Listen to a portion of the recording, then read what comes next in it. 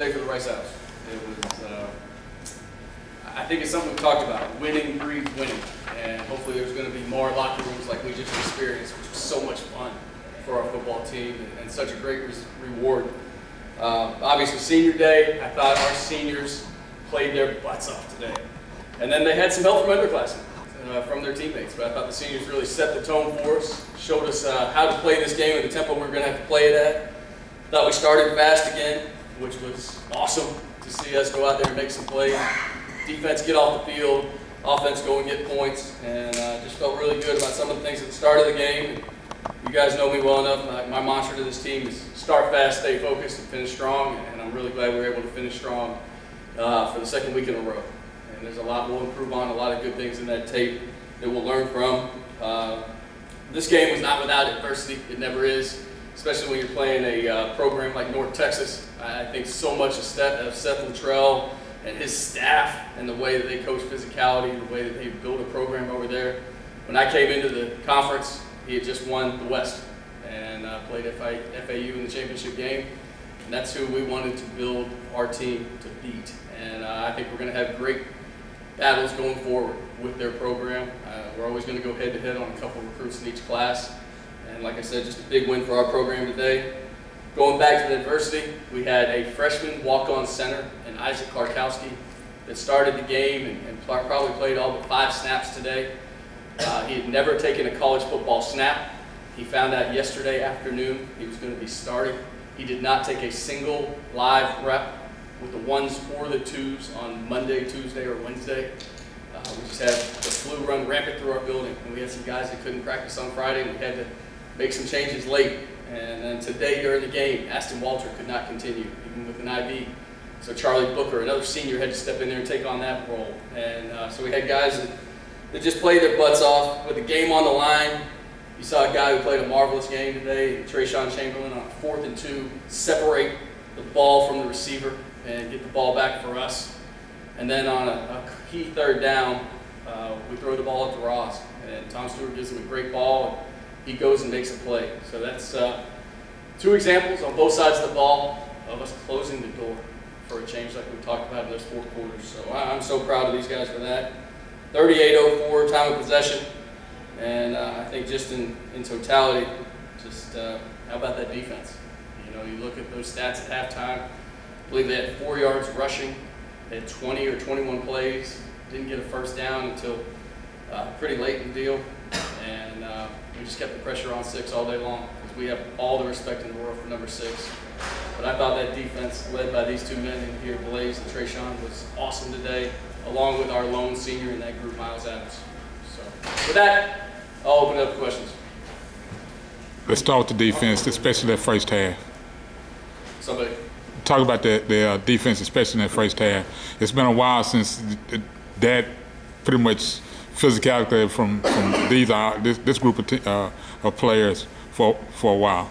Yeah, I tell you, I mean, that defense, I'll tell you, it's fire out there. It's fire. They're playing with so much passion and so much energy, and they are hitting anything in their path. And I'm so proud of those guys. I'm so proud of Coach Smith for organizing the chaos the way he does, disguising the coverage, and then these guys that just wouldn't be blocked today. Again, to hold a good team, a good college football team with a dynamite quarterback, the 2-time Conference USA Player of the Year, to 4 yards rushing in the first half and keep them off the scoreboard. There's no words I can say other than wow about our defense. I'm proud of them. Could you feel the hit that Trayshawn laid on 4th down from the sideline? It like reverberated through everybody's body. And I tell you, our sideline's another unsung hero in this deal today. The juice on our sideline, we're calling it Club Rice now, and I think we'll charge admission from now on because it's a fun place to be. And then last week on 3rd and long, you handed it to Aston to salt away the game, and were adamant that you were going to run the football. This week on 3rd and long, you threw it up to Rodner. What was going through your mind on that play call? You know, it was a conversation between Coach Mack and I did not want the clock to stop. And so there was part of me that didn't want Roz to have the one-on-one. And then luckily there was a media timeout. We talked through it and we said, look, if they give us that one-on-one, we've got to take it. We got to let Tommy give Roz a chance. And what a play in that ball game. Holy cow. Big time play. I'm glad Coach Mack talked me into that one. How's that dynamic between you and Coach Mack on play calling kind of shifted in the past couple of weeks? I think it's pretty good. I mean, I love the relationship we have. I love how we think the game very, very similarly, and I trust him completely. And he's done a great job. Can you talk a little bit more about your thoughts? Last two games coming out really strong in the first half. Offensively, not quite producing points, but still your defense has come through in both of those games. Yeah, well, I think to me, if you look back at both games, I think it was all three faces were clicking pretty good in the first half, right? Like 31 points against Middle and 20 points tonight in the first half. So I'm not going to sneeze at that. You know, I think there were only 2 drives in the first half where we didn't come away with points. 3 counting the 2-minute drive, I guess. We fumbled one, had one that was eaten up by penalties, and then we didn't play very well in the 2-minute situation. So again, I think that's a pretty good half for offensive football to score 20 points. What I need us to do is I need us to find a way to come out of the halftime on fire and take the first drive of the second half down and get some points. That's something that we're going to really challenge our guys to do in this next opportunity next week. What adjustments did you see them make this week that made it difficult for you guys to get things on that side? You know, I don't know that I could tell you any changes they made because their fronts ended up being pretty similar. They do a good job mixing up their front calls. I don't know that we could get a beat on anything except for later in the game and some bigger stuff. We kind of knew where they'd be. And that's also a big play in that game was the Sean Hillerby getting that first down and really effectively ending the game. And that's another senior stepping into a big moment and making a play. So, really proud.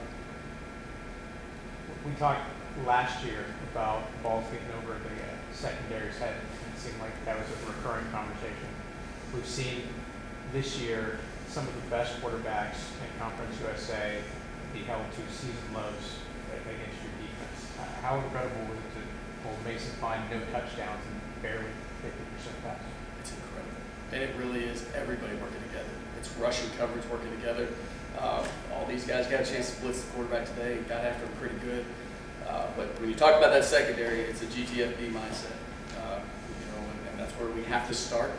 And we got to make plays, keep the ball in front of us, and make plays. And those hits on number 6, 10, 30. Proud of these guys for attacking the way they did. They just were relentless. And one of those big hits, Blaze Aldridge, becomes the career tackle for a loss leader at Rice. Wow, that's pretty cool. The linebackers. The linebacker. The linebackers. Okay, well, we'll take that because the linebacker that he passed, I think, was in his 18th year of his career when he played for us with the Jets. And that was after winning a bunch of Super Bowl rings with the Patriots. So if Blaze can have the career that Larry is, I think we'll all be really proud. And he's got some time left at Old Rice University. Let's not throw him anywhere yet. We'll keep him here for a while. All good? Thank y'all again.